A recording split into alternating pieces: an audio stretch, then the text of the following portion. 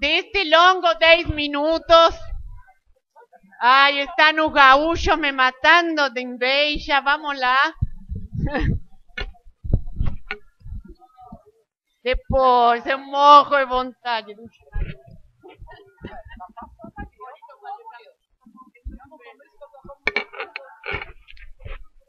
Os gaúchos me prometeram depois me convidar com esse chimarrão. Prometido. Depois, não esqueça. Tem chimarrão na Amazonas?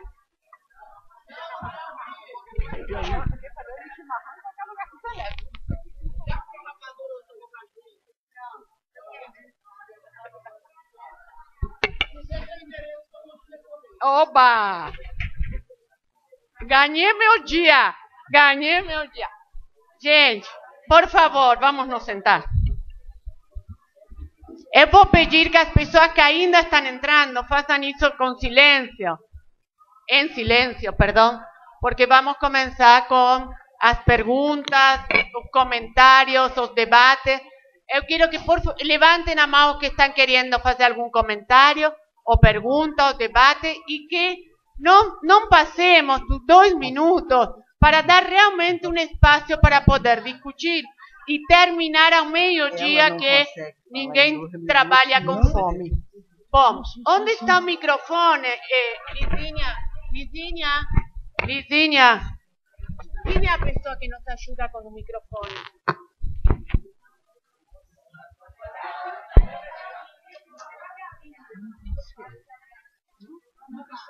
Quem está primeiro? Ui, aí começa. Só faltava entender.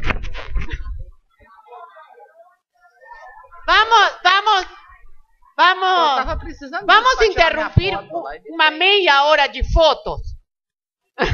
Legal. Eu estava precisando de um pau de Celso para querer. E aqui? Tirei assim.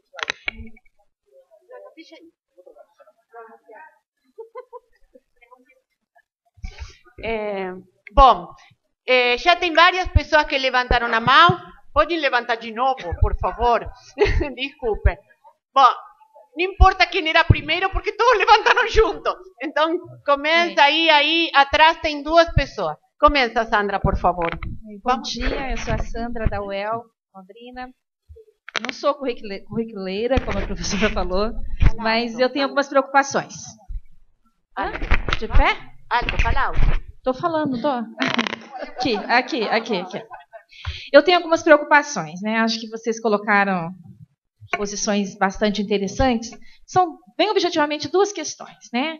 O que fazer, então, quando as avaliações externas são assumidas pela escola, pelo Estado, principalmente, que nós estamos falando de ensino médio, então nós estamos falando de 27 secretarias de educação como currículo. A avaliação externa assumida nas escolas e pelas secretarias também como currículo. Ou ainda lembrar, né, que já há um bom tempo no Brasil, os livros didáticos também são assumidos nas escolas como currículo. E aí? Como fica isso? E a outra questão é, o que pode dar, então, a unidade? Se a gente não pensa numa base, sei lá o nome que for dado a isso, o que pode dar unidade no país? Ou a gente vai continuar tendo 27 propostas de ensino médio no Brasil, que é isso que nós temos hoje. Hoje cada estado define a sua proposta curricular, né, o estado define, não é a escola que define. Né? E nós temos 27 ensinos médios no Brasil. Nós precisamos, é uma pergunta que eu estou fazendo, não estou fazendo uma afirmação.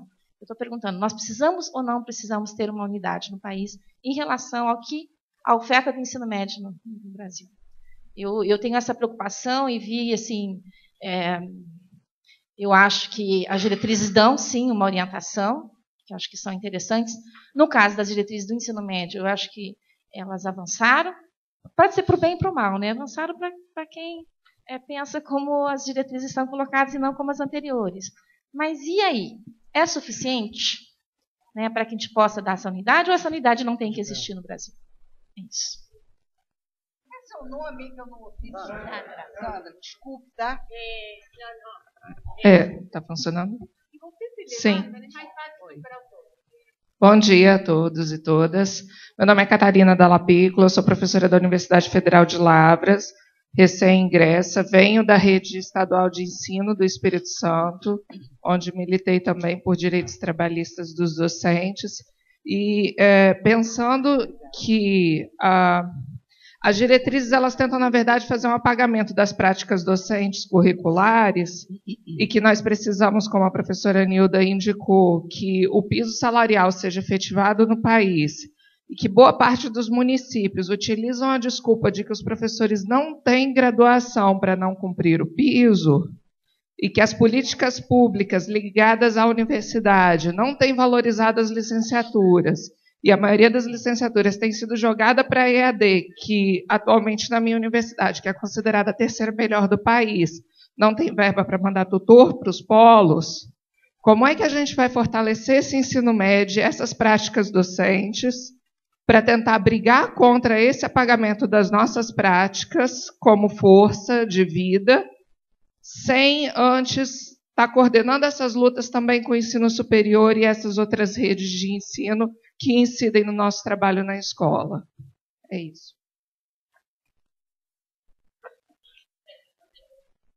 Muito bom dia a todos. Eu sou o professor Ellington, aqui da capital, leciono matemática na rede estadual. E o que foi colocado pela mesa vem direto ao que eu vivo. Como foi lembrado pela professora Nora, que o currículo ele tem engordado, né? Os alunos eles são convidados, entre muitas aspas, a receber novos conteúdos, que muitas vezes eles não acham interessante, eles não querem receber. E nós, professores, temos que trabalhar tais conteúdos. Muitos deles, como foi demonstrado em alguns slides do professor Juarez ontem, acham, ou pode ser que tenha até certeza, que o ler, escrever e contar é o essencial, é o que eles precisam para a vida.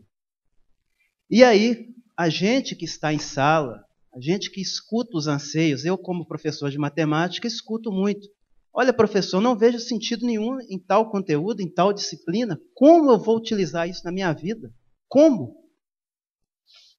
E a gente tenta contextualizar dentro do nosso entendimento como aquilo poderá realmente ser útil na vida dele.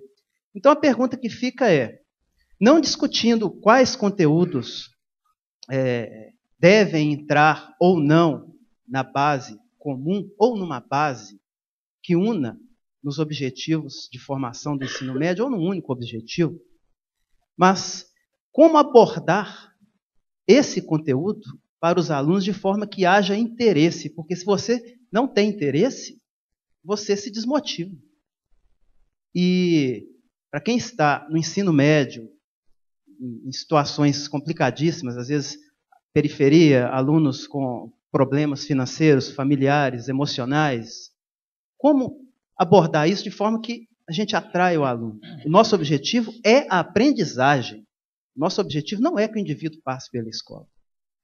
Tá? Fica aí a questão se é que ela tem uma resposta que pode ser dada. Muito obrigado.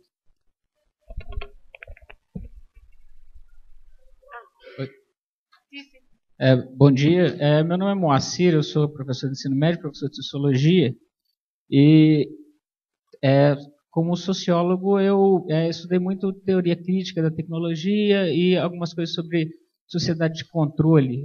Eu me identifiquei muito com o meu pensamento, com o que o professor colocou sobre, sobre todas as questões de como a sociedade de controle ela permeia o nosso modelo de educação. Algumas coisas eu fiquei pensando ontem, aliás, na terça-feira, quando os alunos se juntaram aqui para fazer a abertura dos trabalhos, eles falaram sobre o desejo de uma formação para a cidadania.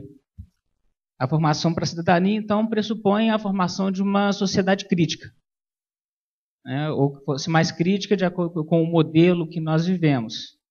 E isso vai de encontro ao modelo de sociedade de controle. Essa sociedade de controle, por sua vez, ela tem um âmbito que aí as outras duas falas também entram em acordo, que é um controle privatista do modelo de educação. Então nós estamos aí numa encruzilhada, onde, ao mesmo tempo que nós queremos uma educação mais crítica, todo o financiamento e todas as pesquisas, elas encaminham para uma educação que seja de maior controle com o passar do tempo. Esse controle ele passa a ser mediado pela tecnologia.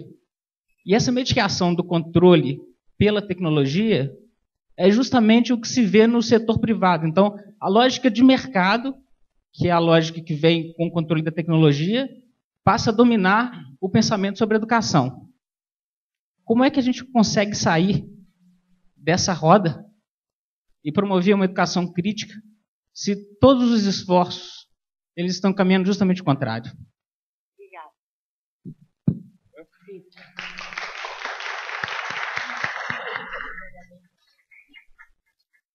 Bom dia, meu nome é Artestes, um nome nada comum e sem base histórica. Eu queria, assim, primeiro me aliar à mesa sobre a questão da posição mais geral do dano ou equívoco que pode trazer uma formulação hoje no Brasil da Base Nacional Comum. Mas eu também queria questionar e aprofundar umas questões. Eu queria, em primeiro lugar, aproveitar a presença do Alfredo nessa reflexão sobre a sociedade de controle. A gente sabe hoje, uma pesquisa recente que o Carrano coordenou, sobre o uso das redes sociais em alunos do ensino médio, demonstraram, obviamente, que todos eles estão nas redes sociais, estão nas mídias eletrônicas. O que você pode dizer, Alfredo, sobre essa relação da sociedade de controle, desse falso anonimato que aparece, né? A gente acha que a gente é anônimo. Eu acho que valia a pena um comentário seu, porque a gente pode linkar a gente do ensino médio que nós estamos discutindo nas redes sociais. Mas uma questão mais geral assim para a mesa, que eu acho que é importante, assim, esse tutelamento do professor e da escola, né, essa centralização da prescrição curricular, que dano real vocês acham que tem no enfraquecimento do professor e no próprio currículo? Quer dizer, o que esse círculo vicioso pode provocar? Né? Que a gente acha que o professor não sabe ensinar, portanto a gente tem que ensinar para ele, então a gente vai prescrever para ele tudo o que ele tem que fazer. O que esse círculo vicioso pode gerar no futuro breve para nós? Mas eu queria que vocês ajudassem a enfrentar os argumentos, não dos empresários, porque os empresários, a gente é fácil reconhecer o ideário, mas de muitos educadores que têm defendido a Base Nacional Comum. E eles usam alguns argumentos que eu acho que... Vou falar pelo menos 3. A Sandra avançou nele. Mas eles têm argumentado, e eu acho que vale a pena você dialogar com isso, de que isso, ao contrário do que está se falando, como o Brasil tem uma desigualdade muito grande, e esse dualismo da escola de ensino médio no Brasil é muito forte, na qual os setores populares são os mais prejudicados, a definição de algo, o que ensinar, estaria favorecendo que a gente, pelo menos, tentasse avançar as escolas dos setores populares. É uma coisa complicada, mas eu acho que a gente tem que enfrentar essa discussão. Outra discussão que não aí eles conciliam com vindo do empresariado, mas que também muitos educadores compreendem é o seguinte: como definir, como ensinar se a gente não sabe o que ensinar? É um dualismo que pega muita gente, porque se eu não sei o que eu vou ensinar, é claro que isso está partindo do pressuposto da homogeneização, mas eu acho que é preciso enfrentar esse argumento de lá. Estou terminando.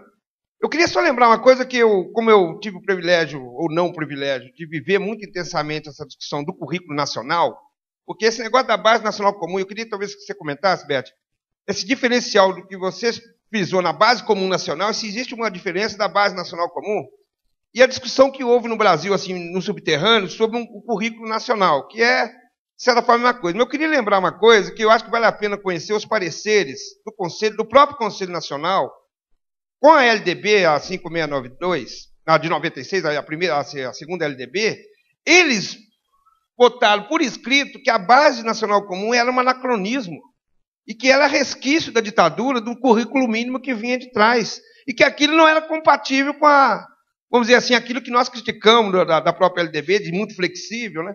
Então, eu queria que vocês comentassem isso, porque alguns conselheiros, né? Mas tem documentos dizendo que a Base Nacional Comum é um anacronismo, que ela não era compatível com aquilo que o espírito da lei, que é muito flexível, alguns chamando de neoliberal, que hoje os empresários batem na LDB. É preciso analisar isso, é interessante.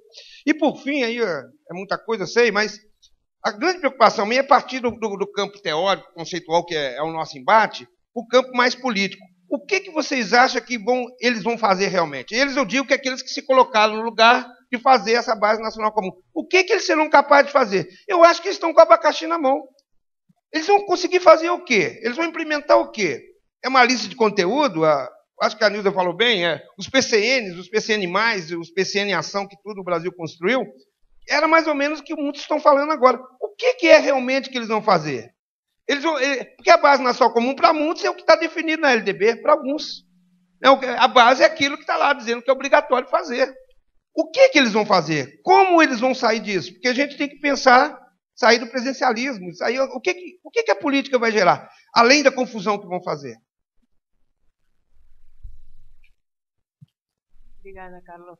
Sim. Bom dia, meu nome é Shirley Salles, eu sou professora de teoria de currículo aqui da universidade, estou com a minha turma aqui da pedagogia e participei como membro do Observatório da Juventude da organização do evento e tinha uma expectativa especial em relação a essa mesa em decorrência desse momento que a gente está vivendo agora, dessa ampla discussão da Base Nacional Comum, e é um momento que eu vejo muito diferente do momento que na década de 90 se discutiu os PCNs. Hoje me senti muito contemplada já na fala do Artestes, uma divisão interna dos acadêmicos, até dos curriculistas, nos posicionamentos em relação a essa base. Assim como a Beth, sou veementemente contrária à Base Nacional Comum e também estou me posicionando aqui.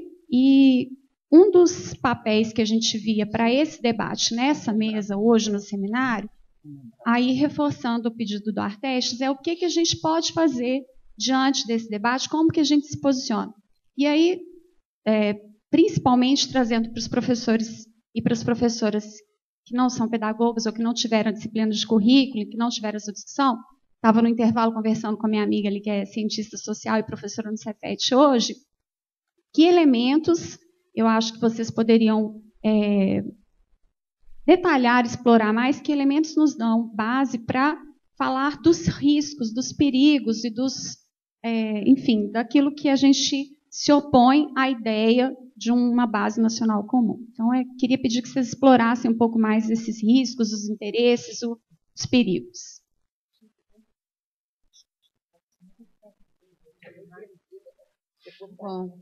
Bom dia, eu sou Dirce, sou professora da Faculdade de Educação da Unicamp. Algumas das questões, assim, os que me antecederam, Sandra e Artestes, fizeram com muito mais veemência do que eu, mas eu só queria, então, engrossar o coro com eles, no sentido de pensar sobre o papel do Estado nesse momento de discussão de currículo. Pensando, a partir de Sandra, com a ampla divulgação e difusão de livros didáticos pelo Brasil, e que, por muitas vezes, o lobby das editoras garantem que seja sempre o mesmo livro, nas mesmas disciplinas espalhadas pelo país inteiro, de um certo modo, a gente tem um currículo sendo dirigido através das editoras. E o Estado, como fica nessa? Então, só complementando aí as duas perguntas anteriores. E daí eu queria aproveitar da presença do professor Alfredo, porque você trouxe uma questão que também é instigante, quando você disse, precisamos definir melhor se igualdade, o que estamos chamando de igualdade. E aí, pensando em toda a leitura filosófica das ciências políticas que você tem, se você podia nos ajudar a pensar sobre isso, porque, para mim, igualdade não é sinônimo de comum, não é sinônimo de homogeneidade. Então, pensando nessa tradição política e filosófica, que a gente conseguisse avançar um pouco do que você poderia ajudar a pensar essa perspectiva da igualdade. Obrigada.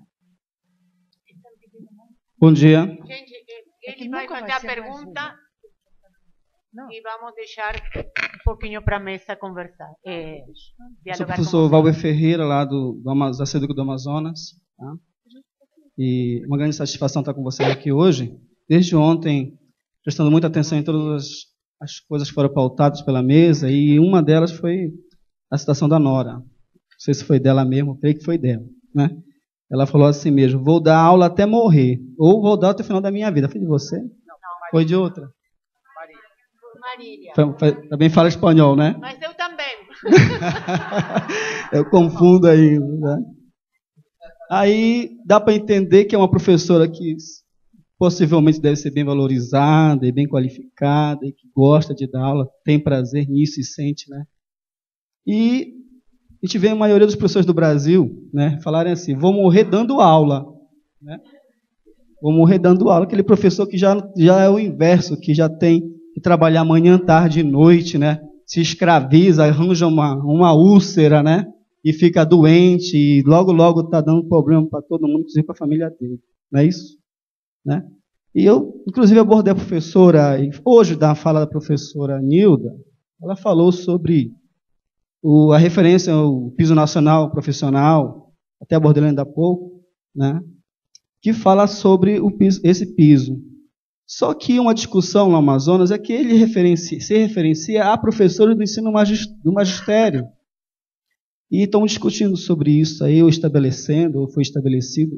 Eu que eu pergunto para ela, e para toda a mesa, se puder responder, por que você não discute, em vez de magistério, nível superior, que é o que realmente é uma realidade em todas as SEDUCs hoje em dia, né? Não tem mais professor nível magistério, foram todos substituídos por superiores. Pelo menos no Amazonas, 100% é professor de nível superior. E se discute hoje o piso salarial para 40 horas para professor de nível magistério.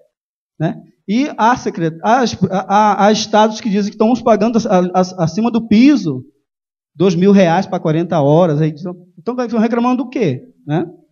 Então, essa é a pergunta, o questionamento. Obrigado pela atenção. Muito obrigada. Bom, agora vamos deixar um pouquinho, que já são tantos os questionamentos e as perguntas assim, muito interessantes. Bem, isso. Veja só, eu vou tentar falar rápido, depois de 9 perguntas. Não, é que a Nora tem a característica, ela não fala rápido, mas ela exige que a gente fale. Vocês repararam? Bom, vamos nós lá. Olha só, eu queria, em primeiro lugar, eu não vou tratar tudo, até porque não precisa, porque tem outros colegas que vão responder. Então, eu vou fazer uma certa prioridade, né, nas coisas. Em primeiro lugar, eu quero destacar o que eu falei logo no começo, dizendo eu não vou desenvolver isso, eu tenho textos escritos sobre isso, né? Posso dar referências para quem quiser. A primeira vez em que eu sistematizei desta maneira foi no ENDIP aqui da UFMG, né? Está no livro que está já na internet, o livro do ENDIP aqui da UFMG, em 2010. Veja, eu destaquei que a gente tem que ter clareza que nós não aprendemos num único lugar. Isto foi uma ilusão moderna. Criamos a escola, criamos um lugar para as pessoas aprenderem e aprendem, né? Então, não é isso. Nós aprendemos em muitos lugares. Então, se isto tem algum sentido na análise do que é hoje ensinado, aprendido, ensinado na sociedade, nós temos que entender que não tem que estar tudo na escola, do ponto de vista de conteúdos da escola. Porque estão na escola, porque estão conosco. Que nós estamos aprendendo, nós estamos participando de movimentos sociais, nós estamos usando a tecnologia, isso tudo entra nas escolas, né? Isso tudo entra, mesmo que exista na porta, como eu tenho exemplares de uma universidade privada de Niterói, onde está escrito é proibido, né? Aí vem, é proibido isso, é pro laptop, telefone celular, não sei o quê, e no final eles dizem, é proibido merendar dentro de sala de aula. Então, são assim, mesmo que tenha este cartaz, né, que já está num artigo meu também, né, mesmo que tenha isso está na escola. Né? Por outro lado, quando eu falo esse escola, né, eu estou usando a palavra que usam. Mas, na verdade, é preciso reconhecer também que não existe a escola. A escola existe na cabeça. O que nós temos são escolas, convivências de seres humanos extremamente diferenciados. Né? Aqui mesmo foi colocado pelo colega do Amazonas, por exemplo, essa vai ser a outra discussão que eu vou fazer, de que 100% dos professores do Amazonas. É uma estatística equivocada. Porque nenhum dos colegas de município presentes, né, lá disseram que pagavam o piso salarial. Não pagam. Por outro lado, disseram também que o professor não está, na sua maioria, formado na universidade, embora precise. É como nós não conseguimos assumir essas pessoas, porque essas pessoas vão tensionar, não há dúvida, né? Uma das coisas que se aprende na universidade, que não está em currículo nenhum, é fazer certas tensões e reivindicações, né? Sabendo que eu aprendi mais, eu sei mais, eu me formei mais, eu, portanto, posso exigir. Então, essas pessoas são mais perigosas. Eu terminei de vir de um trabalho que foi feito sobre formação de professores na Universidade do Estado do Amazonas. A maioria dos professores lá não tem doutorado. A maioria dos professores lá não tem mestrado. Entende? Então, eu não acredito que a maioria dos professores do Amazonas tenha formação na universidade. Ainda, né? Ainda. Né? No entanto, isso tudo está lá. Isso tudo está lá. Uma das coisas que tem com relação ao plano... Veja bem, o que existe é que vocês, todos os entes, têm que fazer o plano nacional. Perdão, desculpe. O estatuto do professor, né? Que tem um nome diferente que eu nunca lembro. Então, e diz também que nesse lugar tem que estar o piso nacional. Ora, a maioria dos municípios não cumpre o piso nacional.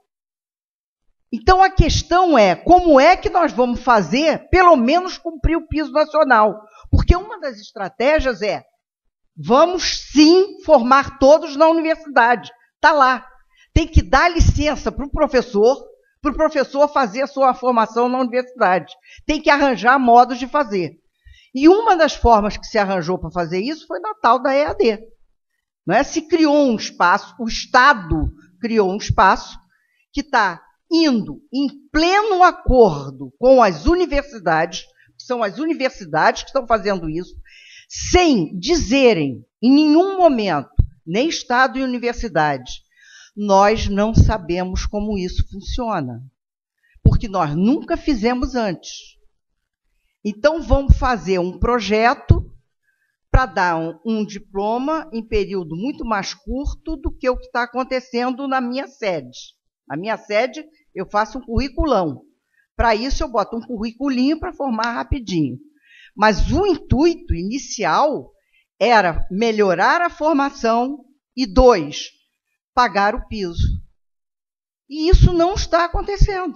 Então, é uma questão que a gente precisa ver a globalidade da coisa. Não dá para dizer assim, vamos por aqui que se resolve. Então, para começar, não se resolve por aí, botando base nacional. E aí eu vou à questão a primeira colega, que foi a Sandra, né? Que foi assim, mas como é que a gente vai dar unidade ao país?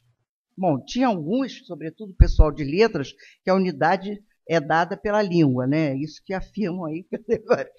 Isso acho que a gente tem, né? Porque realmente é um espanto a gente conseguir ir de norte a sul desse país e conseguir se falar, né? Com um país desse tamanho.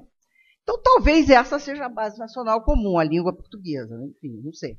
Agora, concretamente, o problema é que o Peter Brook, que foi aquele autor, né, diretor de teatro que eu citei, ele tem um outro lugar, né, onde ele diz, para viver uma experiência nova, é preciso criar um espaço vazio. E a proposta dele, como ele desenvolvia o teatro dele, que era um teatro com pessoas do mundo inteiro, que falavam línguas do mundo inteiro, e que, portanto, não se falavam entre si para começar, ele realizava isso numa fábrica de tapetes em Paris, que é o Gobelin, né? É uma forma até de tapete. E ele, então, pegou um daqueles tapetes velhos que estava jogado fora e botou e disse, esse vai ser o nosso espaço de criação comum. Então, uma das coisas que eu considero importantes é que a gente tem que se abrir, nesse momento, para fazer essa discussão, a espaços vazios.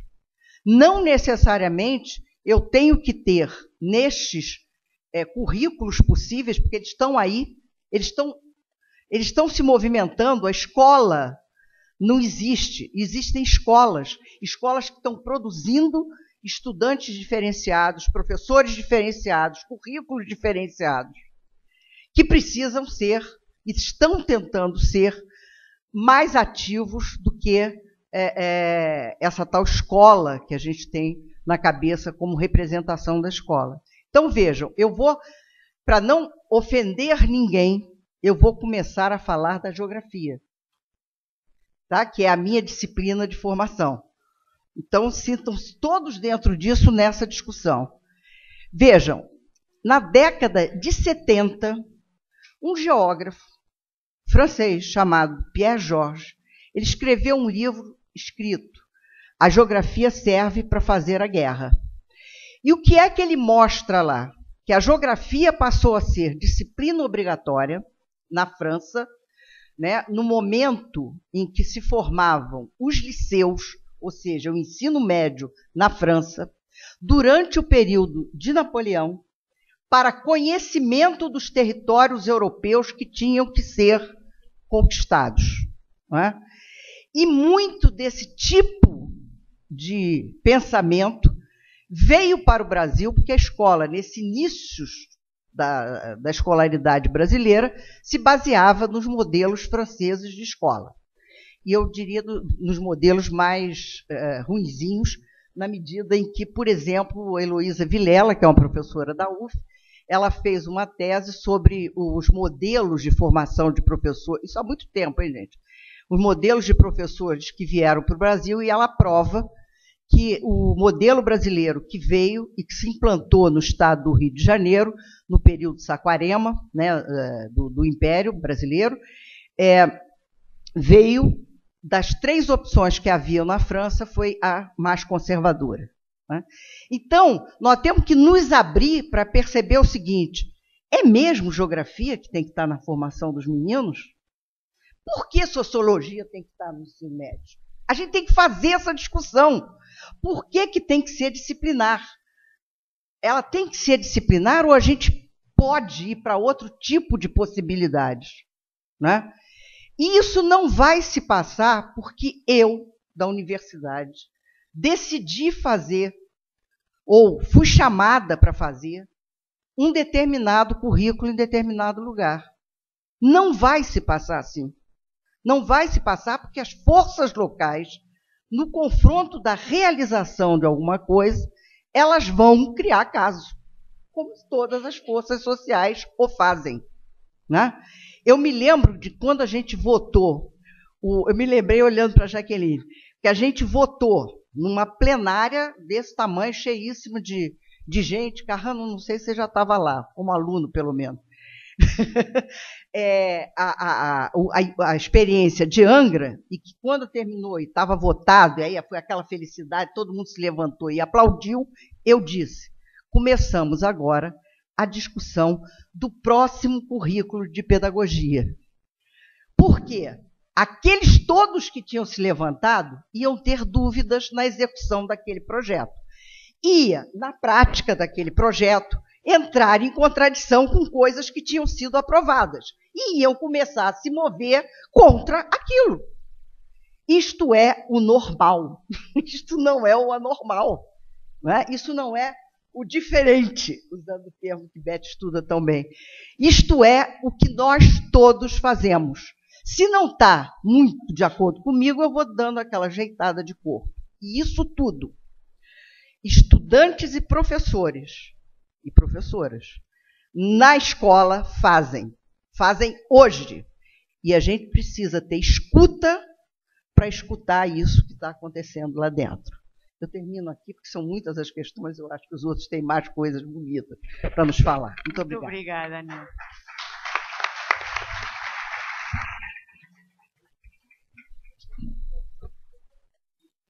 No, espera un poquito, por favor.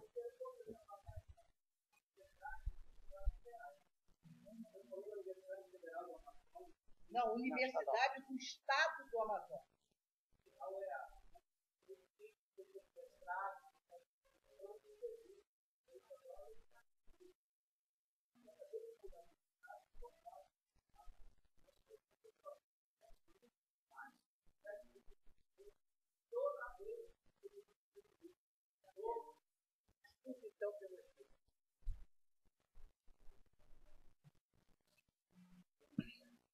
Também eu não vou comentar sobre todas as intervenções e questões levantadas pelos colegas e pelas colegas, mas eu vou me ater a 3 pontos. Uma das coisas que, no encerramento da fala do Moacir, ele falou, como sair, né, dessa encruzilhada, ou talvez dessa tensão. Esse é um grande problema. Esse é, de fato, um grande problema, porque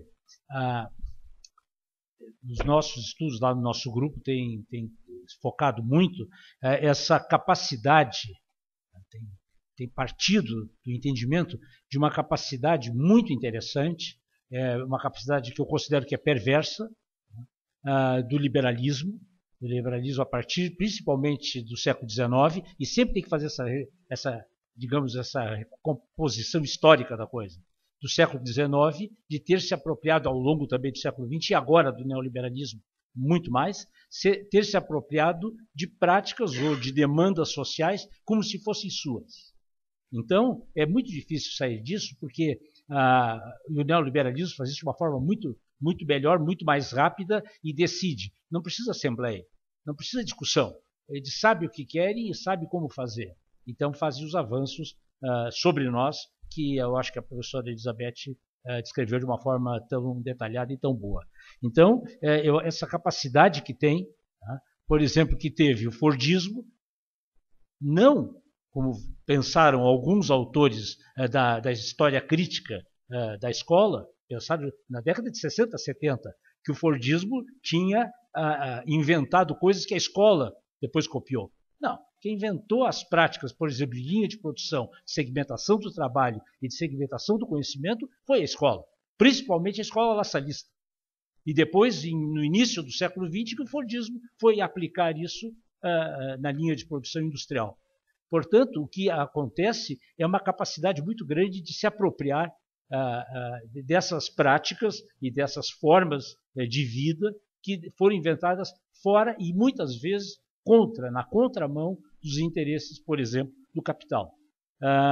Eu cheguei a escrever aqui, né, o avanço do neoliberalismo caboclo e a capacidade de os neoliberais se imiscuírem e se aproveitarem das frestas deixadas pela gestão pública, de modo a mercadorizar tudo, a mercadorizar o próprio Estado. Aquela imagem de que o neoliberalismo, ele fagocita, ele engole o Estado, e a mercadoria engole o Estado, e o Estado se mercadoriza. E tudo vira mercadoria. E aí isso me conduz à questão que o Arteste levantou, que eu agradeço, que numa sociedade de controle e o uso geral, né, das redes sociais. Há estudos sociológicos e também educacionais muito interessantes. Tem uma tese de doutorado de um aluno nosso, lá do nosso grupo, o professor Antônio Luiz de Moraes, onde ele estuda o uso do celular na sala de aula. E do celular não simplesmente para fazer, claro, você sabe, não para fazer ligação ou receber ligação, mas mais do que isso, também para entrar nas redes sociais. E o que isso produz na escola, na cabeça das crianças? Produz, porque existe uma lei estadual no Rio Grande do Sul que proíbe a entrada do celular na sala de aula. Existem outros lugares, mas lá foi uma lei muito debatida e uma lei que está em vigor. Quanto ela funciona ou não funciona é outra questão. Mas o que isso produz? E essas novas práticas de acesso a essas redes sociais, por exemplo, ele estudou, no caso do Antônio Moraes, ele estudou o que se chama efemeridade das relações, das nossas relações.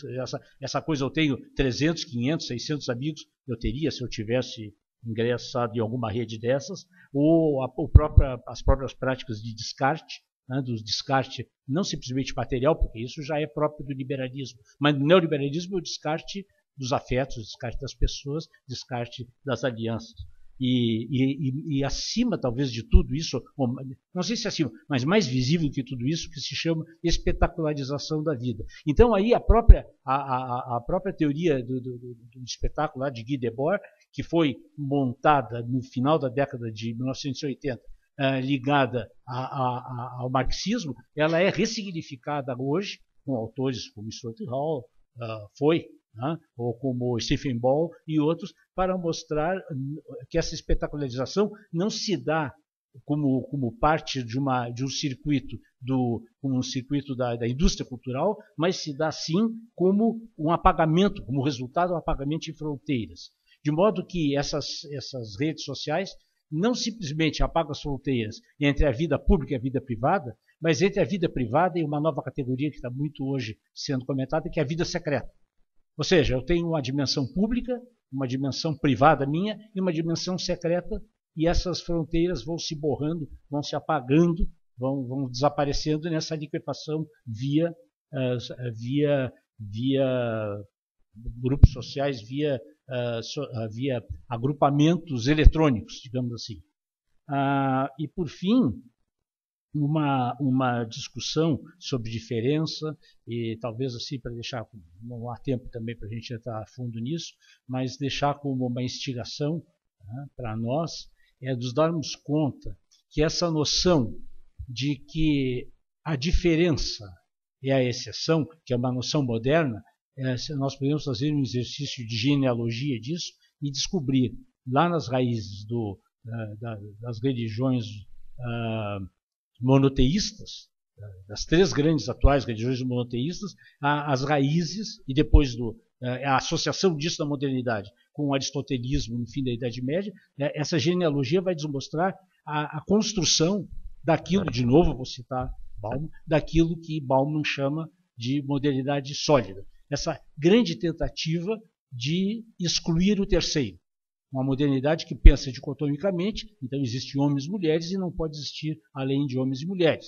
Qualquer coisa que for além disso será constituído como um anormal. A própria noção de normal e anormal nasce no fim do século XVIII a partir dessa raiz monoteísta da tradição ocidental e que hoje é da tradição mundial. A questão do pós-moderno, não sei se do contemporâneo, melhor dizendo, do que pós-moderno, a grande questão é que se descobriu que tudo é diferença. Que a diferença simplesmente como diria o Tomás Tadeu da Silva, disse num momento, de uma forma muito, muito interessante, não se pode conceituar a diferença. A diferença ou seja, tudo é diferença. Essa tentativa de homogeneizar, e aí a questão da homogeneização e dessa confusão entre homogeneidade e igualdade, ela tem essa raiz no sonho de que é possível a mesma idade, enquanto que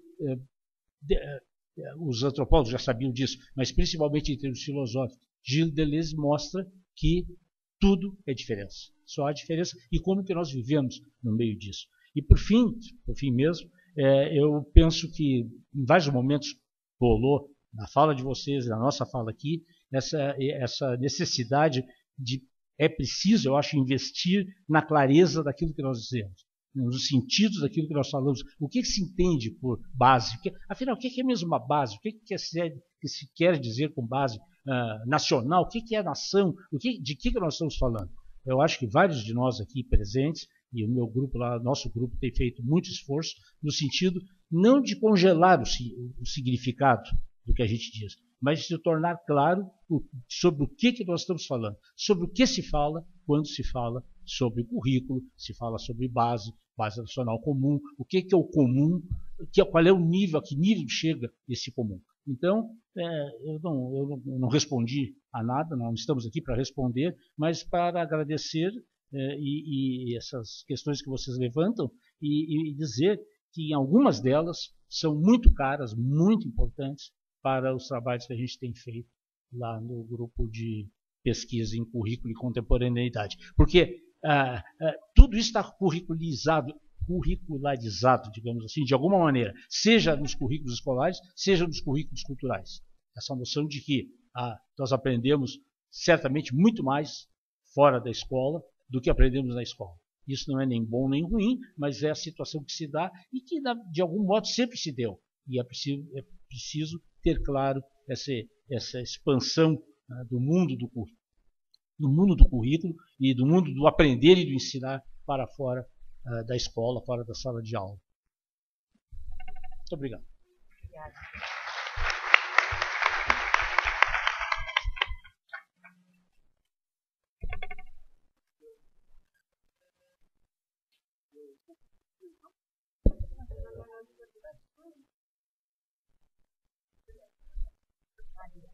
Bom, eu vou começar quase que não respondendo a Catarina, né? Mas A Catarina mostrou assim, um conjunto de situações que a gente se sente, agora eu não tenho o que fazer, não dá, porque eu tenho que consertar tudo ao mesmo tempo. Né? Eu acho que a única solução para a gente, a única forma que a gente consegue pensar nisso é a luta política. A gente tem que continuar lutando, porque o Alfredo agora falou, bom, o neoliberalismo se reinventa. E eu tenho uma fé, talvez seja mais fé, de que os nossos movimentos também se reinventam. Então eles reinventam, aperta um pouquinho mais, a gente reinventa, despicha um pouquinho mais, aí eles apertam um pouquinho mais. Eu acho que é assim que a gente vai, é a única forma, né, que a gente tem de pensar isso. Né? Porque se a gente abre mão de pensar que essas definições, que a gente vai ter o poder de alterar isso na prática, né, na nossa prática política, na verdade a gente está quase pensando como neoliberalismo. Quer dizer, eu tenho uma receita que eu posso aplicar, e aí essa receita que eu posso aplicar vai resolver todos os problemas. Não vai.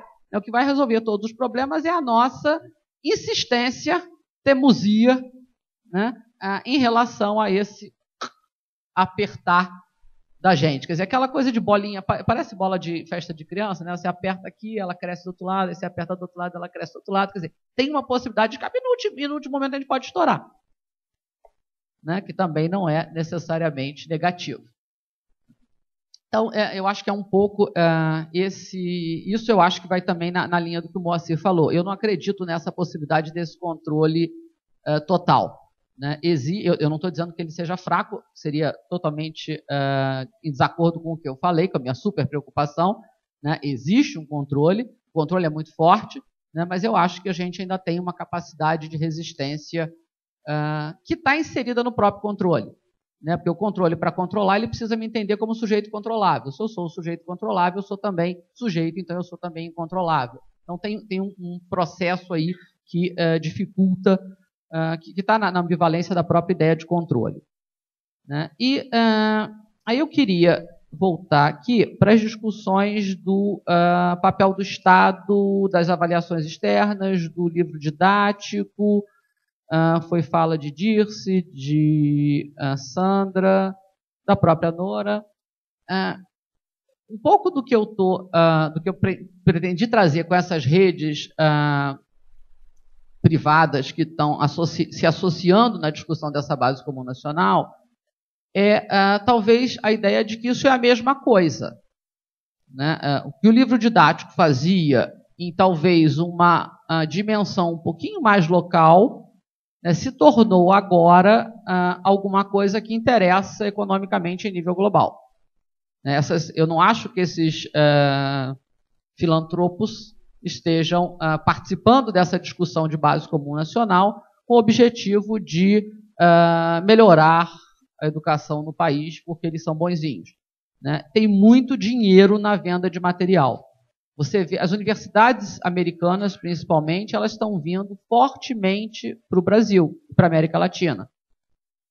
Eu acabei de vir da Columbia, a Columbia University tem um núcleo no Rio de Janeiro, ela tem um núcleo no Chile, ela tem um núcleo em diferentes países da América Latina, onde, fundamentalmente, eles estão pretendendo vender formação de professores, trabalho de professor. São pacotes como são os livros didáticos. Só que o livro didático, quando a gente olhava, o livro didático define o currículo, o Estado não pode fazer nada. Né? Eles definiam assim, quer dizer, o livro didático, alguns deles a gente até conhecia os autores, outros eram autores fantasmas, mas todo mundo sabia que tinha um autor que a gente conhecia em algum lugar. Quer dizer, alguns deles, bons, saíam das pesquisas da própria universidade. Né? É claro que tudo isso submetido a uma lógica empresarial das editoras. Mas isso é fichinha perto do que eu estou entendendo que é essa lógica empresarial que vai começar a aparecer agora. Isso a América Latina não tinha interesse por um determinado momento, isso não é novo. Se a gente pegar ensino de ciências lá na década de 60, eles venderam um pacote para a gente traduzir aos montes. Depois perderam interesse pela América Latina. Né? Diminuiu a Guerra Fria, a América Latina deixou de ser interessante, venderam o pacote para a África doidado. Né? Entregaram uns, não entregaram outros, mas venderam o pacote para a África doidado. E agora a América Latina passou a ser de novo interessante. A China passou a ser de novo interessante. Né? Essas corporações elas vão onde está o dinheiro. Né? Eu estava comentando com a moça da rádio, uma das Se a gente pegar, e aí eu vou um pouco na pergunta do Arteche, ele perguntou o que seria essa base comum. A minha preocupação, o que eu estava chamando de super preocupação, é a incidência de pessoas nesses debates que têm surgido com o DIME, com o SED, a incidência de sujeitos que vêm da experiência americana do currículo, do núcleo comum. E aí eu vou dar um exemplinho aqui. O que eu estou esperando que venha? É isso aqui. O núcleo comum diz o seguinte, por exemplo, um dos tópicos da leitura, determinar 2 ou mais ideias centrais de um texto e explicar como elas são sustentadas por ideias-chave. Ponto e vírgula, resumir o texto. Para escrita, relacionar opiniões e razões usando palavras, frases e conectivos. Exemplo, consequentemente, especificamente. Operações e pensamento algébrico, usar parêntese, colchetes e chaves em expressões numéricas e avaliar expressões com seus símbolos. Geometria, classificar figuras bidimensionais em uma hierarquia baseada em propriedades. Esses são elementos, 3, 4 trechinhos do núcleo comum americano. Isso é a base comum nacional curricular americana. Não é nacional porque lá, quer dizer, isso foi feito por uma empresa e os estados estão encampando essa base comum feita por essa empresa. E são mais de 20, acho que 90% dos estados, 80% dos estados já estão, não sei exatamente o número, já estão usando essas bases. E aí, para essas bases, a Pearson Corporation está fazendo materiais. A Fundação Kahn, que existe com dinheiro da Bill e Melinda Gates, da Fundação Bill e Melinda Gates, produz exercícios para isso. Esses exercícios, 300 mil desses exercícios estão traduzidos na página da Fundação Lehman, que é parceira do Bill e Melinda Gates num determinado projeto. Então é esse o meu quadro negro, né, à distância, né, é este. O pior que pode acontecer, a meu ver, é esse tipo de desenho. Aí a gente pode dizer, bom, mas esses currículos estão sendo definidos pela avaliação. E por isso eu acho isso melhor? Não, eu acho que é a mesma coisa. Pegar de um lado, pegar do outro, corre e não sai nada. Então, como é que a gente corre? A gente continua batalhando, e a gente vem aqui, a gente fala, e vocês falam, e a gente resiste dentro da escola. Então, eu acho que isso é um elemento. Agora, indo para os argumentos dos educadores, e aí eu vou tentar juntar o Artestes com a Shirley. Eu acho que esse tem sido um dos meus problemas, bater em nós mesmos. Né? Porque não adianta só, eu acho que é isso, de repente é fácil, num fórum com educadores, a gente falar da Fundação Lehman. Né? Mas a gente precisa também bater em nós mesmos. Né? Entender o que a gente está produzindo nessa articulação. Né? Porque as nossas produções, elas são também textos políticos. Né? E como as nossas produções estão tendo funções políticas também dentro desse debate. E eu acho que isso é fundamentalmente importante. Né? Quando eu comecei com a fala do Sahlberg, não é porque eu acho que a experiência da Finlândia tem tudo para nos ensinar, mas é porque, para as pessoas que estão defendendo esses modelos de base comum nacional, né, eu citar os Estados Unidos, eu citar a Finlândia, né, eu acho que é alguma coisa que você tem que ouvir. Né? Se eu cito alguma coisa, isso aí é esses comunistas da área de educação, não funciona. Né? Mas quando eu cito uma pessoa que trabalha no Banco Mundial, que foi o responsável pela experiência da Finlândia, isso tem que ser ouvido, é mais ou menos falando na mesma linha. E nessa linha, eu vou citar uma outra educadora americana chamada Diane Ravitch. Ela tem um blog até muito, muito grande. Ela foi uma formuladora de políticas nos Estados Unidos. Né?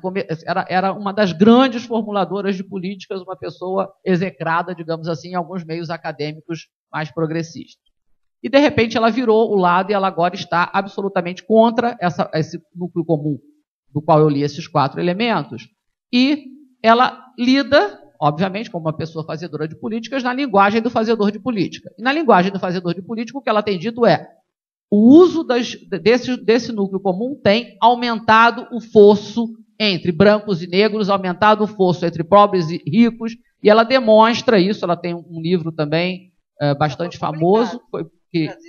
Já foi publicado? Então, é bastante famoso, já foi publicado. Então, ali, se a gente lê, ela dá elementos que mostram o aumento do fosso, né, que o uso da base do núcleo comum, né, produziu. Então, isso é um elemento. A gente está dizendo, a gente está jogando a igualdade porque ela nos é cara, né? E ela nos é cara por diferentes, no nosso discurso mais progressista, a ideia de igualdade de oportunidade a todos, ela nos é cara. E é isso, e é com esta ideia que nós estamos vendendo a ideia de base comum nacional, né? Que a minha argumentação, que eu não tive muito tempo de fazer, né, é que a gente está vendendo uma coisa que não vai entregar. E não vai entregar porque não há igualdade totalmente inclusiva. Não há igualdade. Essas igualdades elas estão baseadas na exclusão de alguém. Nenhum sistema se estabiliza sem nada do lado de fora. Se houver igualdade, se todos forem iguais, não tem nada do lado de fora, a gente para de falar que as pessoas são iguais. Eu só posso falar que essas pessoas são iguais porque eu deixei algum desigual do lado de fora. Essa igualdade, essa ideia de igualdade, ela só existe baseada numa abstração. Abstração do sujeito. A igualdade é a igualdade de um sujeito abstrato. É aquele aprendente, sujeito de aprendizagem, tudo isso são sujeitos que não existem. O sujeito concreto que existe, ele não pode ser igual a nenhum outro sujeito concreto que existe, né? Nem em relação às condições financeiras, econômicas, não há igualdade. Não na nossa sociedade.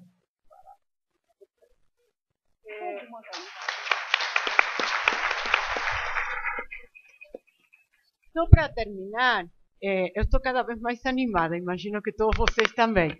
Eu agora começaria a mesa de novo. Eu acho que tanto a primeira como a segunda intervenções foram assim, extremamente interessantes, também as apresentações de vocês. E eu só gostaria de reforçar 3 questões que foram, a meu ver, ou pelo menos eu acho que vale a pena lembrar elas para as mesas seguintes também. Em primeiro lugar, retomar uma mesa, também fazer uma outra relação com a mesa de ontem à tarde, onde se mostra que é a prática escolar que define o que acontece na escola e como é importante trabalhar nessa prática escolar, porque ela faz parte de um elemento fundamental do currículo. A outra questão que estava sendo levantada ontem, que não podemos falar de uma juventude, porque temos juventudes, assim como temos escola. Então, como a gente está construindo ao longo destes dias um conhecimento que ele vai se articulando, aparentemente não uma mesa, outra mesa, mas em nossas cabeças e nossos debates vamos articulando tudo isto. Uma questão que eu gostaria de destacar, e que para mim ficou claro na mesa, que é, quando estamos falando de bases nacionais comuns ou de qualquer outra política, não estamos falando de futebol. O que eu estou querendo dizer? Não é eu sou palmeirense, você sei lá, corintiana. Não, não é isso. Não estamos a favor, estamos em contra, simplesmente porque a gente gosta ou não gosta. Eu acho que isso é muito importante, porque está existindo uma tendência a polarizações que empobrecem o debate. O que hoje ficou claro para mim, e eu acho que também para vocês, que quando discutimos, neste caso, as bases nacionais comuns, não estamos necessariamente falando todos da mesma coisa. Não estamos todos necessariamente dizendo que base é isto, o que tem que ter é isto, o que não tem que ter. E também a importância do que significa hoje definir bases nacionais comuns. Não o que significa ter bases nacionais comuns em qualquer momento, em qualquer lugar. São duas coisas muito diferentes. Não será, e aí deixo uma pergunta não para ser respondida, mas é uma pergunta que tem a ver com todo, eu acho que indiretamente já foi discutida, já foi respondida. Não será que hoje, hoje, tá? Eu não sou nem a favor nem contra das bases. Eu sou daquelas que não são nem de Curitiba, nem de Corinthians, nem de Palmeiras.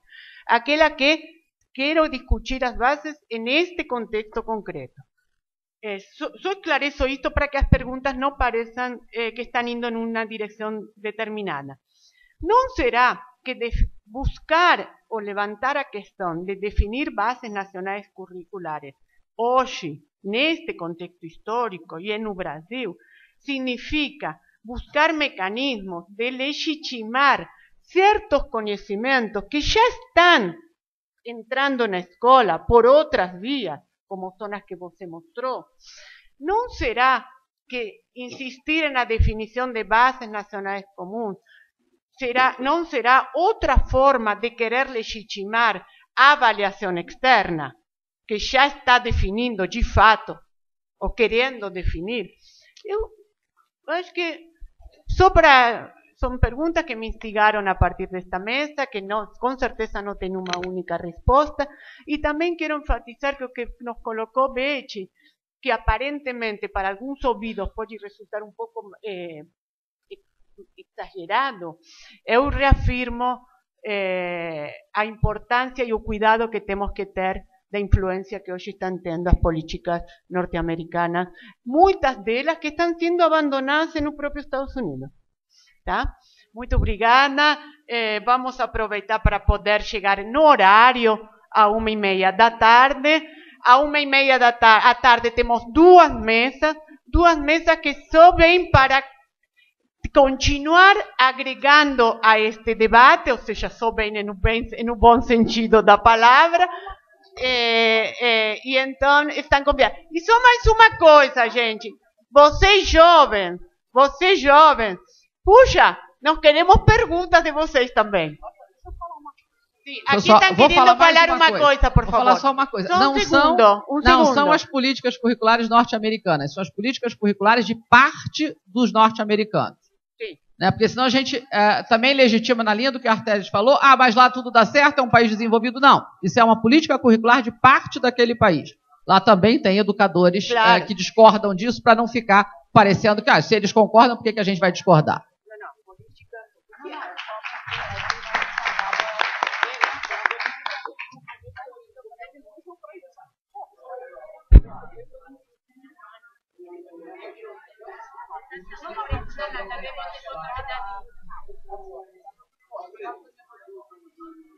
Obrigado. Coordenadores e coordenadoras do Pacto pelo Fortalecimento do Ensino Médio, está confirmada a nossa reunião hoje, logo após a última mesa. Tá? Então, a gente vai ficar nesse mesmo auditório para a nossa reunião de coordenadores. Tá.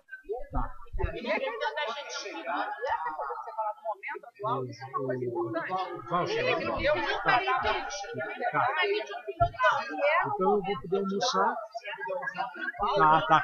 Volta pra cá e imprimir.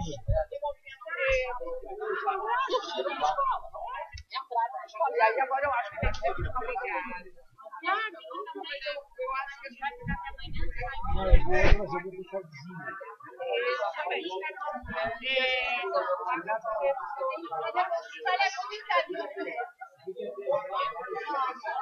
Olha,